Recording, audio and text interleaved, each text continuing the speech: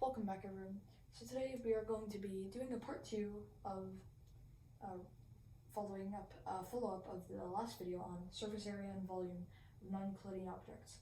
And I'm putting that question mark here because we're going to come across some derived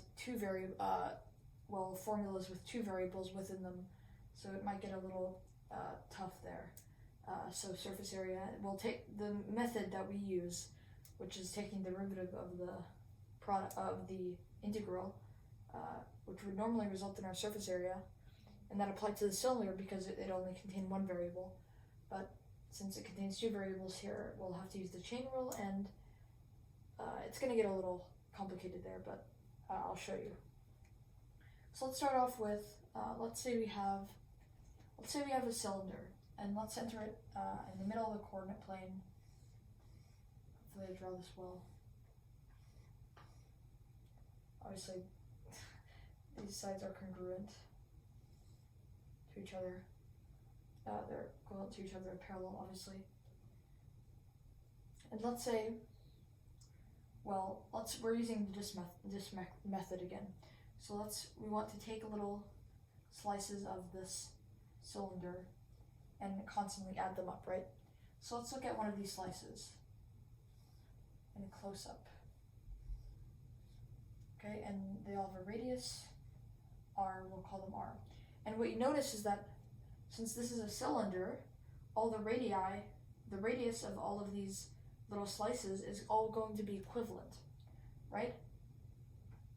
So we can just say that r here is just going to be constant. This can be r and this can be negative r, but we're not taking the derivative. We're not doing, we're doing this in the y direction.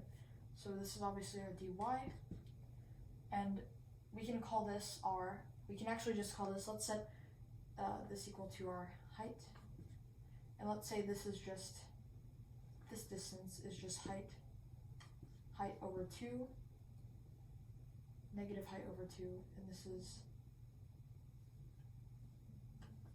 positive height over 2, right? So those are our parameters, and now since we have this, let me just make this clear, that's our dy, and this here can be signified with pi r squared. So our dv, which is dv is just the small change in volume, so change in volume of the entire cylinder is just going to be equal to pi r squared times dy, where r squared is just constant. We don't have to worry about any manipulation. So let's take the integral, and we see that this is also an even function, so this value here is just a reflection of this value and vice versa. And obviously we're doing this in the y direction. So v is just equal to the integral from, I'll rewrite that in a second, h over 2 to h over 2 of pi r squared dy.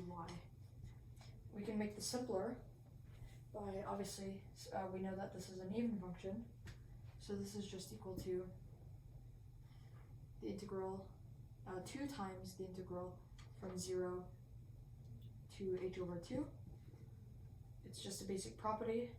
Since this is equivalent to this part, the top part is equivalent to the bottom part and vice versa, we know that if we just take the integral of one of these, it's just going to be or if we take the derivative integral, of the entire thing, it's just going to be equivalent to taking the integral of a half of it, and this half is congruent to this half, and multiplying that by 2, right? And we can take the pi out as well, and this just becomes r squared dy in the middle. And this is just equal to, this is a constant, so we can think about it as let's say this constant was 5 or 6 or any number, any real number. And how do you take the integral of that? Well, you just add whatever you're taking the integral by. In this case, it's y. So we just add y to r squared. That's what we did with our with one of the parts of our sphere.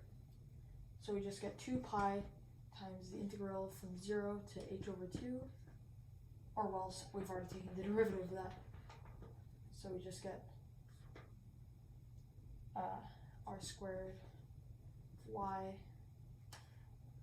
from 0, evaluated from 0 to h over 2. We can just ignore the 0, so since when we plug in 0, we just get minus 0. So all we have to worry about is plugging in h over 2. And this is just going to be equal to 2 pi times r squared h over 2. We just plugged in h over 2 for y. We can cancel the 2's and we get pi r squared times h. And there we go, it's just that easy. That is the volume of, well, the cylinder.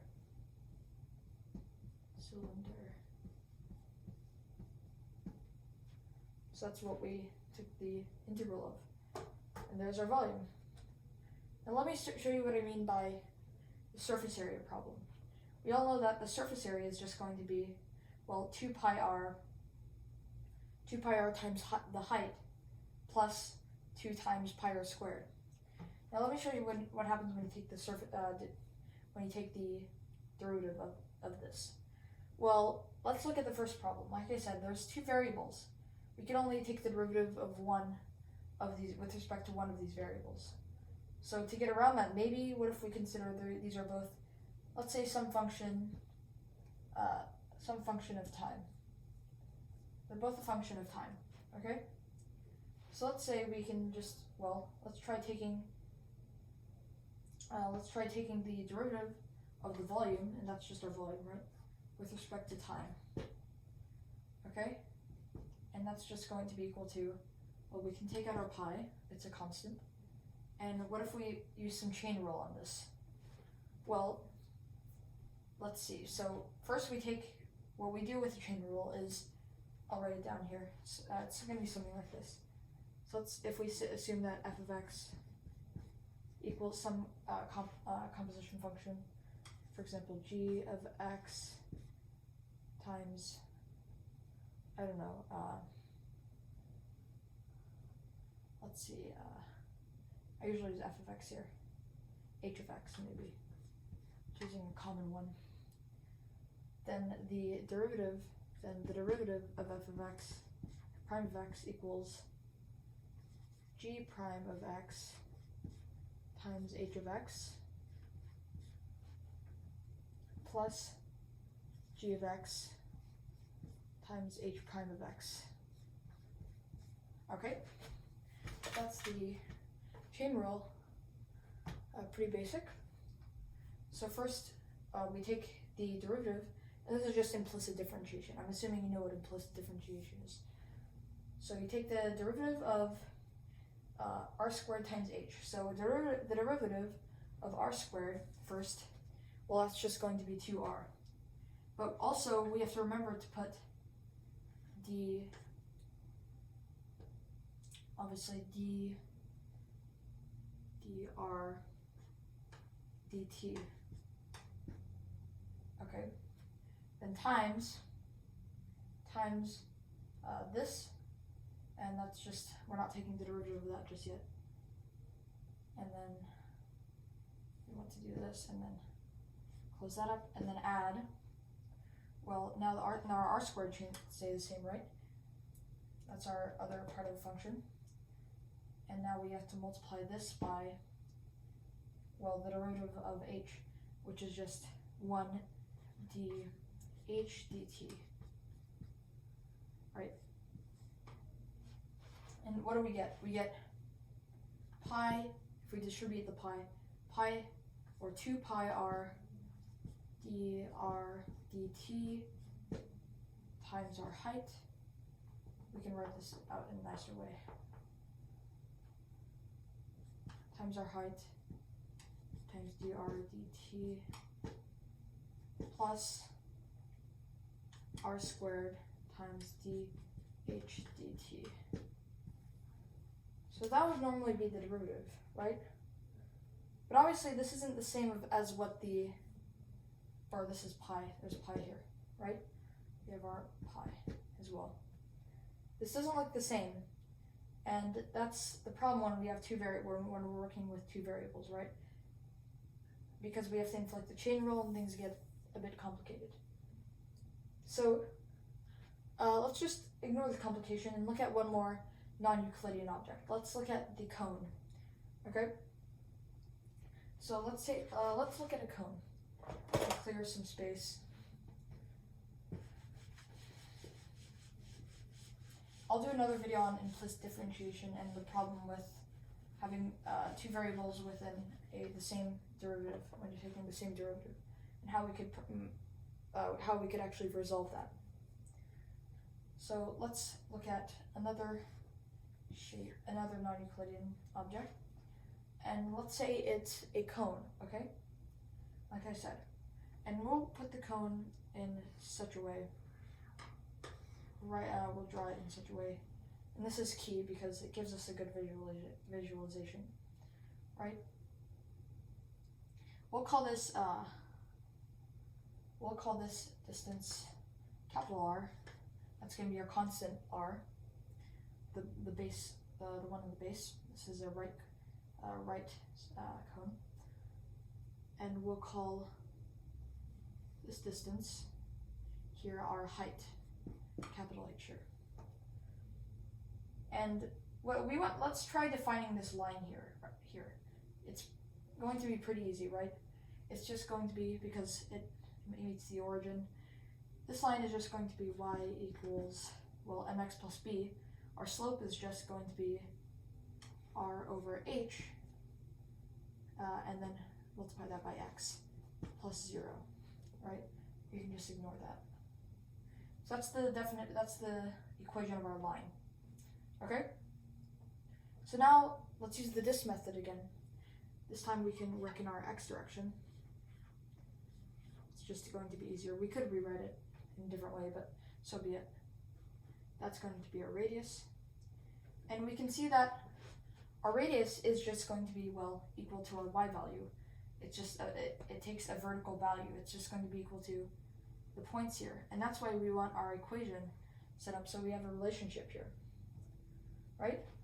So what we can do is we can say that, well, obviously we have our dx here, our small change in the x direction, so dx. So our small change in the volume dv is just equal to, again, pi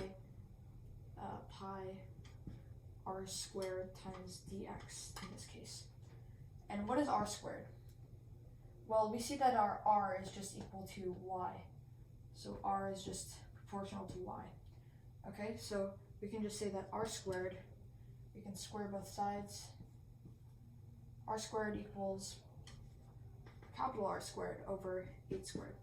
Now these two are different because this one is not constant, this one is constant, times x squared. We're just distributing the square here. Right, so we can rewrite this as pi times r squared over 8 squared times x squared dx. We can take the integral on both sides, and we get v equals, well, what are going to be our bounds? Working in the x direction, and this is our point 0, and that's our constant point h. So we can go from 0 to h of, well, r squared over 8 squared x squared times pi dx. We can actually take all of this out. We can take all of this out on the outside since pi and this is just a constant, right? We established these constants in the beginning. So this is just equal to r squared over 8 squared times pi times the integral from 0 to h of x squared dx. Now this has become a pretty trivial problem, right? This is just equal to r squared over 8 squared times pi times, well, what's the antiderivative of x squared? It's just x to the 2 plus 1 over 2 plus 1, which is just 1/3 x cubed, and our bounds are from 0 to h. Again, all we have to do is plug in h, and we get r squared over h squared times pi times x cubed over 3, or h, because we just plugged in h, right? So we can actually cancel an h squared here, so we get, well, that cancels and that becomes an h, right? And what do we finally get? We finally get r squared times h times, so pi r squared times h over 3. And there we go. And we'll come across the same problem as we did in our cylinder when we take the derivative of it. We'll just receive the same thing except divided by 3. So hopefully you enjoyed that video, and again I'll fix up some things in one of the following episodes.